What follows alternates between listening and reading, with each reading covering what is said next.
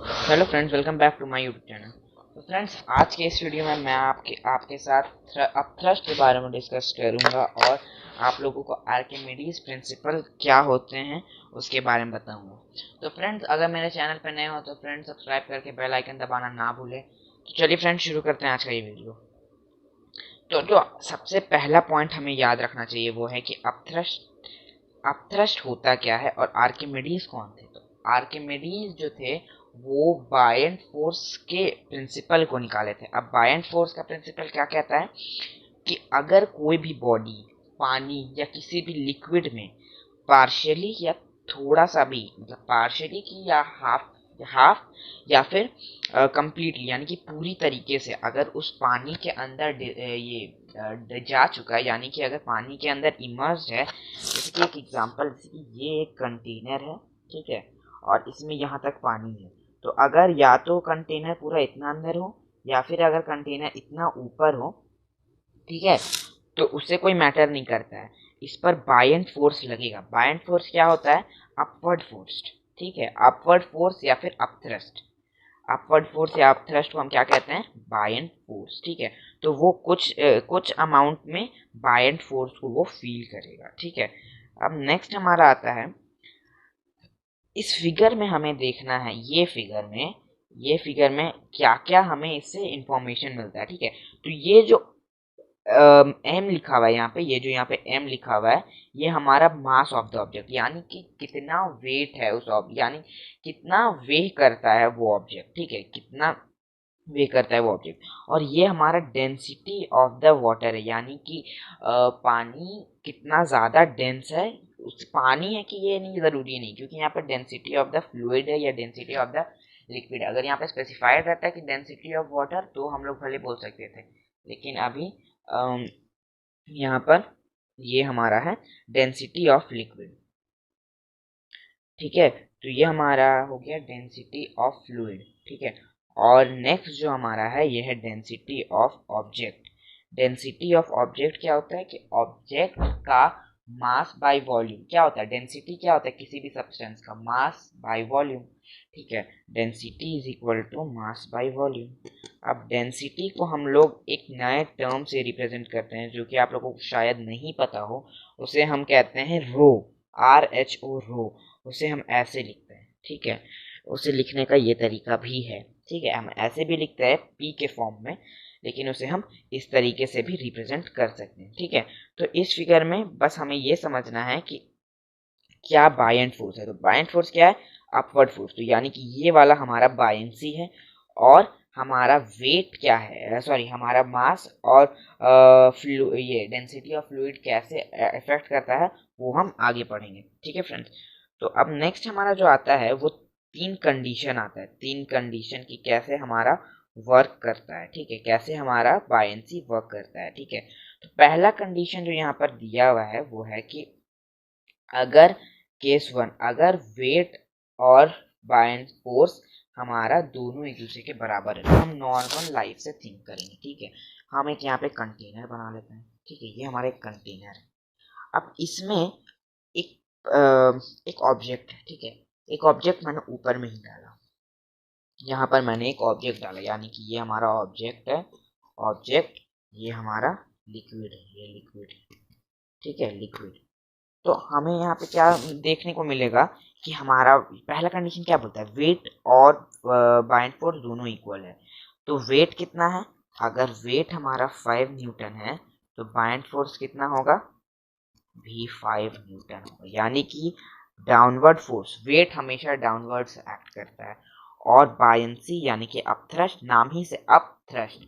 Thrust क्या होता है? सबसे पहले ये आप लोग सोचो कि थ्रस्ट होता है हमारा perpendicular force acting on a surface, या a force acting normally to a surface, ठीक है। तो ये हमारा होता है थ्रस्ट। और अप यानी कि वो हमेशा ही अपवर्ड डायरेक्शन में वर्क करेगा। तो ये हमारा यहाँ पर ये ऊपर हो गया, तो ये हमारा क्या हो गया? Buoyancy, FB।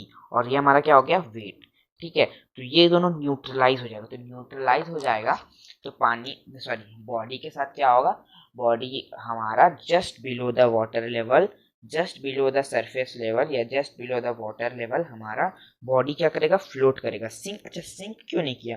क्योंकि यहाँ पर दोनों बराबर है। अगर कोई एक ज़्यादा होता और एक कम होता तो भले हम सोच सकते थे कि सिंक करना चाहिए, लेकिन यहाँ पर तो दोनों बराबर है, यानी कि एक दूसरे को न्यूट्रलाइज कर दे रहा है। सेकेंड केस हमारा क्या आता है कि वेट जो है हमारा बाइंड फोर्स से लेस है। ठीक है, अब हम नेक्स्ट एग्जांपल लेते हैं। ये हमारा एक वाटर का पॉन्ड है जहाँ पे मैंने ये डाल दिया। ठीक है, अब हमें क्या है कि वेट जो है 5 ही न्यूटन है, लेकिन बायंसी कितना हो गया 10 न्यूटन। ये जरूरी नहीं कि डबल ही होगा, लेकिन मैंने बता रखा है क्योंकि यहाँ पर बोल रहा है कि बढ़ रहा है, यानी कि बायंसी ज्यादा है। ठीक है, अब हमें यहाँ पे सोचना है अपवर्ड फोर्स ये रहा, डाउनवर्ड फोर्स ये रहा, यानी कि ये वेट है और ये बायंसी है। अब आप ही लोग सोचो कि कोई भी अगर आपको नीचे से धक्का दे रहा है ऊपर की ओर, तो आप और आपका नीचे से धक्का देने का ज़्यादा फोर्स है, तो आप क्या करोगे, ऊपर ही जाओगे, है ना, आप तो ऊपर ही की ओर रहोगे। लेकिन कुछ फोर्स आपको नीचे भी प्रेस कर रहा है। ठीक है, कुछ फोर्स आपको नीचे भी प्रेस कर रहा है, तो आप क्या रहोगे, बीच में रहोगे, यानी कि आप पूरी तरीके से पानी के ऊपर नहीं रहोगे, आप पानी के अंदर रहकर, आपका सारा बॉडी पार्ट पानी के अंदर रह के फ्लोट करेगा, सिंक नहीं करेगा। सिंक जब करे, सिंक इसीलिए नहीं करेगा क्योंकि हमारा यहाँ पे बायंसी ज़्यादा है। बायंसी क्या होता है, अपवर्ड फोर्स। जहाँ अपवर्ड फोर्स ज़्यादा होगा वहाँ पर कभी भी बॉडी सिंक नहीं करेगा, हमेशा फ्लोट करेगा। ठीक है, अब लास्ट केस हमारा आता है कि वेट बड़ा है बायंसी से। तो ये हमारा एक कंटेनर है, इसमें मैंने फिर से एक डाल दिया। अब ठीक है, अब इसमें क्या बोला जा रहा है कि हमारा जो वेट है वो वेट है जो बायंसी से बड़ा है। तो वेट अगर हमारा 10 न्यूटन है तो बायंसी कितना हो जाएगा, 5 न्यूटन। बायंसी आ गया हमारा 5 न्यूटन। अब आप सोचो, ये ऊपर की ओर जा रहा है यानी कि ये एफ बी होगा, ये नीचे की ओर आ रहा है यानी कि ये वेट होगा। ठीक है, अब नीचे का फोर्स ज़्यादा है ऊपर के फोर्स में, तो आप कुछ हद तक ऊपर आ पाओगे मगर पूरी तरीके से ऊपर नहीं आ पाओगे। ठीक है, आपको वेट जो ऊपर से जो फोर्स आ रहा है वो आपको इतना नीचे दबा देगा कि आपको सिंक करना पड़ेगा। तो केस 3 में हमारा क्या होगा, सिंक। तो वही चीज़ मैं यहाँ पर आप लोगों को समझाता हूँ कि इस केस में यहाँ पर बायंसी और अम,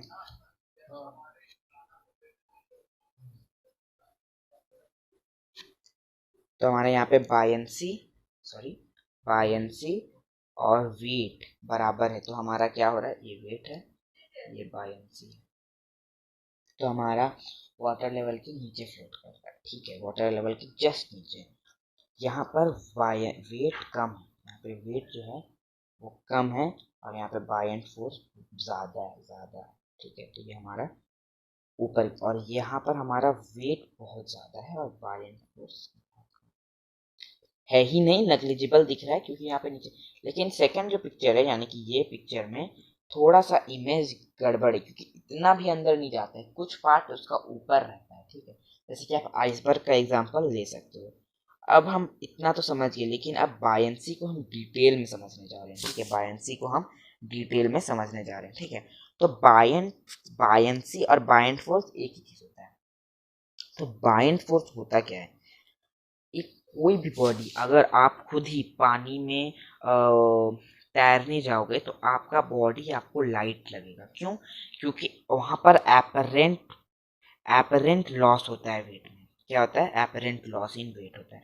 देखिए आप ये वर्ड आपको न्यूमेरिकल्स बनाने में बहुत ज़्यादा ही काम आएगा।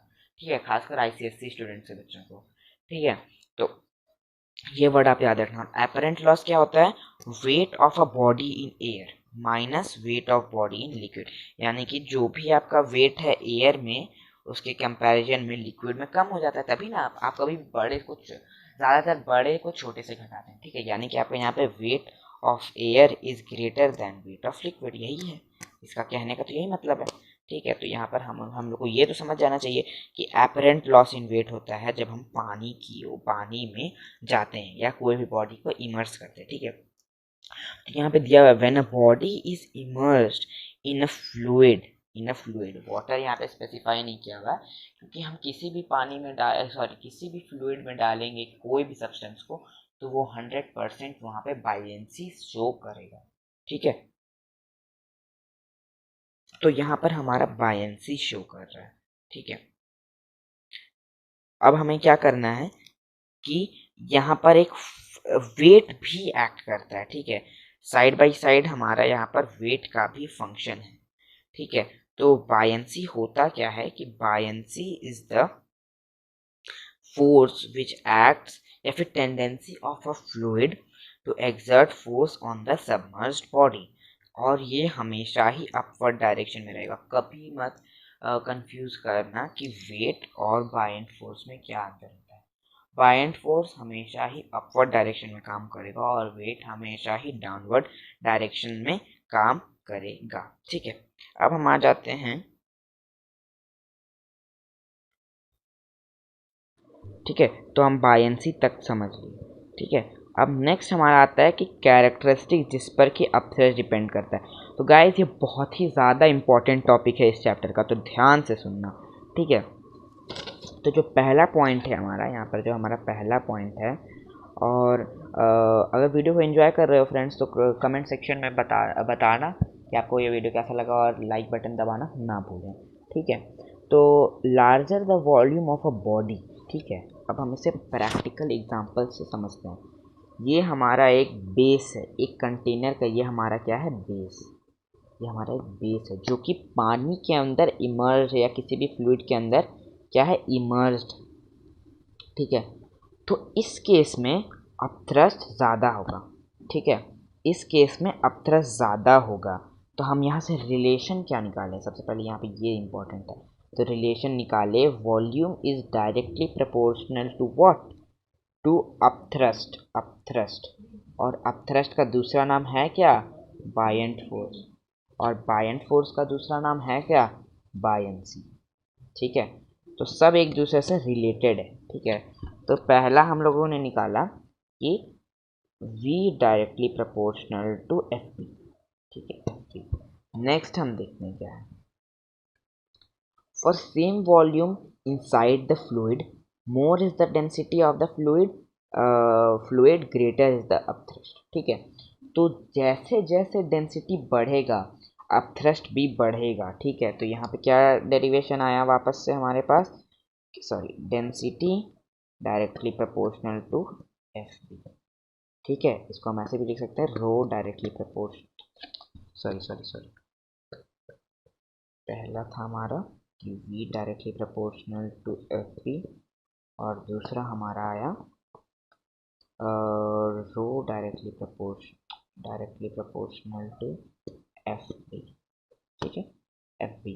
अब लास्ट वाला केस क्या है, a thrust acts on a body in the upward direction. Friends इसे प्लीज़ हाईलाइट रखें, अपवर्ड डायरेक्शन, मैं इसे बार बार बता रहा हूँ।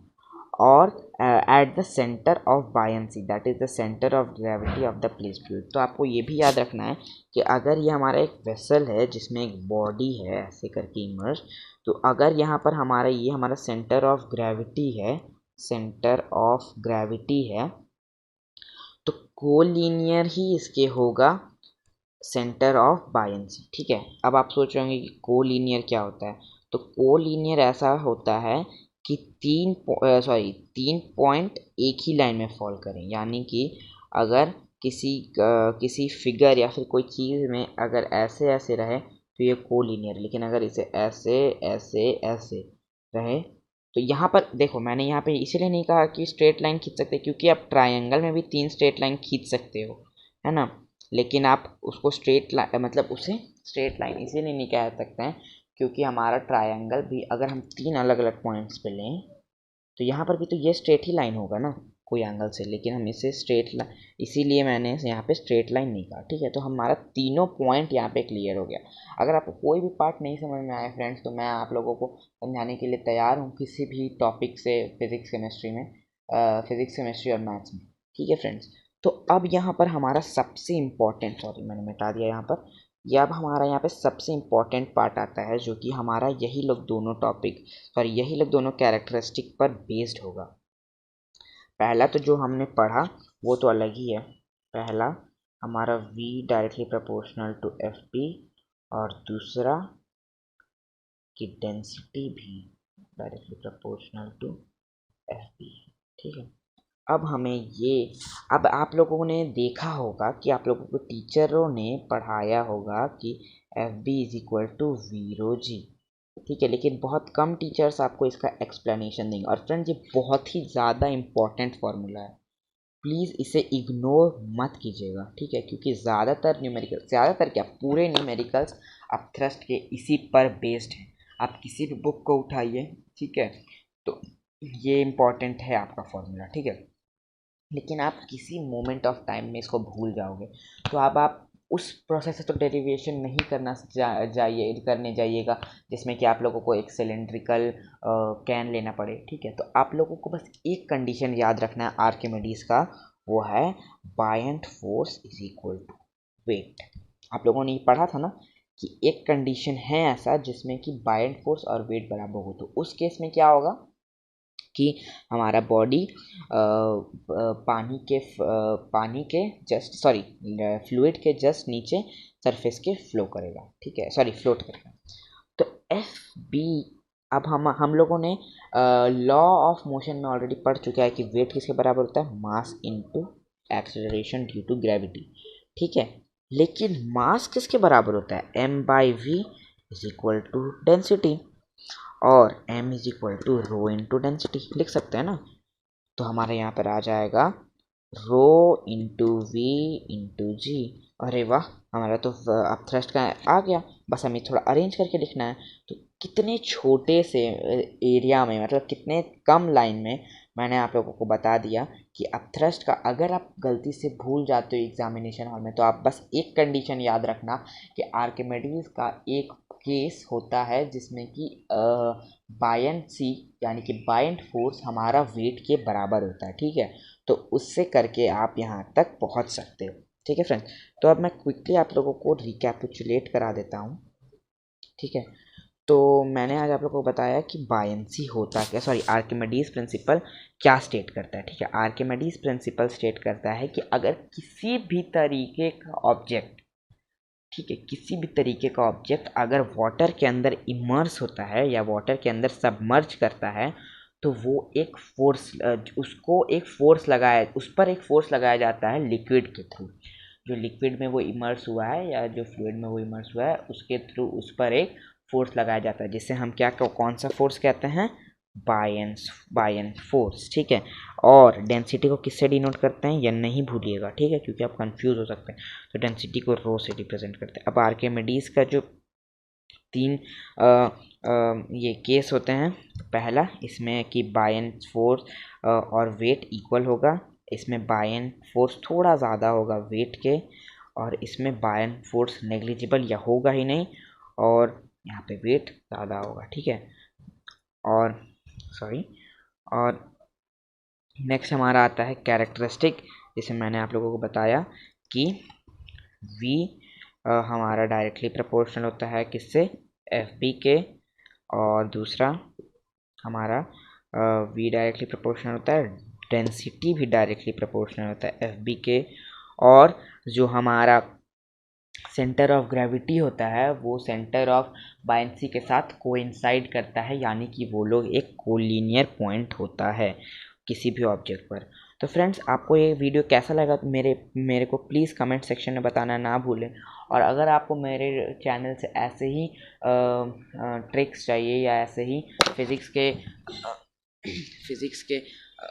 ट्रिक्स चाहिए, तो प्लीज़ मेरे चैनल को सब्सक्राइब करके बेल आइकन दबाना ना भूलें। तो फ्रेंड्स मिलते हैं आप सब लोगों से नेक्स्ट वीडियो पे।